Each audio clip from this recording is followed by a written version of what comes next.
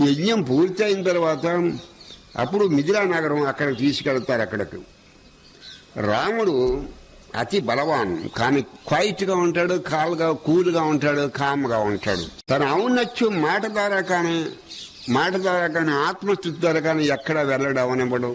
మిథిలా నగరం వెళ్ళాక అక్కడ శివధనస్సు ఉంటుంది. శివధనస్సు నేను ఎత్తుతానని అనలేదు రాముడు, కామ్గా ఉన్నాడు. విశ్వామిత్రుడితో జనక మహారాజు చెప్పాడు, ఏమంటే శివధనస్సు ఎవరైతే విరిచారో వాడికి మా అమ్మాయి మా సీతమ్మనిచ్చి పెళ్లి చేస్తానని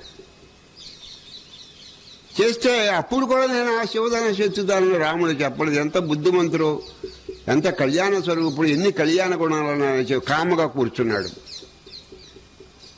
గురువైనటువంటి విశ్వామిత్రుడు ఆ శివధనస్సు ఎత్తు అని చెప్పే వరకు ఆయన కామ్గా కూర్చున్నాడు. శివధనస్సు అలా ముట్టుకునేటప్పుడు విరిగిపోయింది. అది ఇదివరకు మహారాజులు అయితే శివధనస్సు ఎత్తి ఆ శివధనస్సు మీద పడితే అక్కడి నుంచి బయటకు రావడానికి వాళ్ళు ప్రాణాలతో బయటపడ్డారు. చాలా మంది సహాయం చేస్తే ప్రాణాలతో బయటకు వచ్చారు. శివధనస్సు బాగా పైకి ఎత్తకుండానే తిరిగిపోయింది.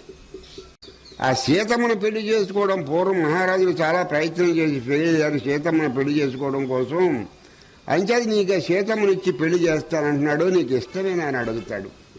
ఇక్కడ రాముడు మా తండ్రి గారికి ఇష్టమైతే నాకు ఇష్టమే అన్నాడు. ఇది రాముడు యొక్క బలం. నాకు సీతమ్మ ఇష్టమని చెప్పలేదు రాముడు. మా తండ్రి గారు వచ్చి చూసుకోవాలి, ఇక్కడికి వచ్చి సీతమ్మ బాగానే ఉంటుంది, నువ్వు పెళ్లి చేసుకోమంటే నేను చేసుకుంటాను, కానీ ఇక నాకు సీతమ్మ అంటే ఇష్టం మా తండ్రి గారు చెబితే చేసుకుంటాను, లేకపోతే లేదన్నాడు. లవ్ మ్యారేజ్ అసలు లేనే లేదు వాడు రాముడు. ఈ లవ్ మ్యారేజ్ నిలబడి లేదు, చచ్చిలేదండి.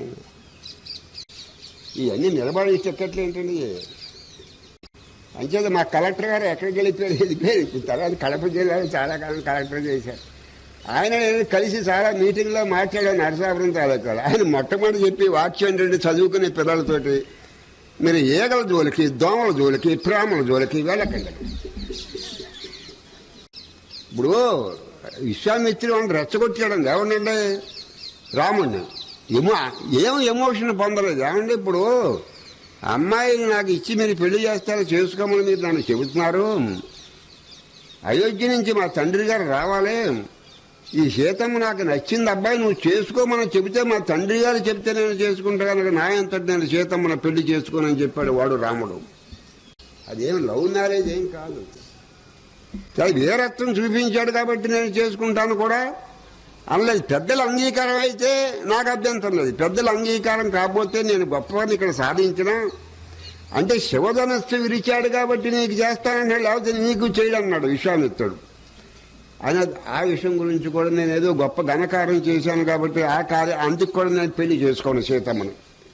మా తండ్రి గారి అమ్మాయిని చూసి నచ్చి నువ్వు చేసుకోరా బాబు అని చెబితే చేసుకుంటాను, కానీ నేను ఇక్కడ ఏదో ఘనకార్యం చేశాను కాబట్టి మా తండ్రి గారు అనుమతి లేకుండా నేను పెళ్లి చేసుకోను.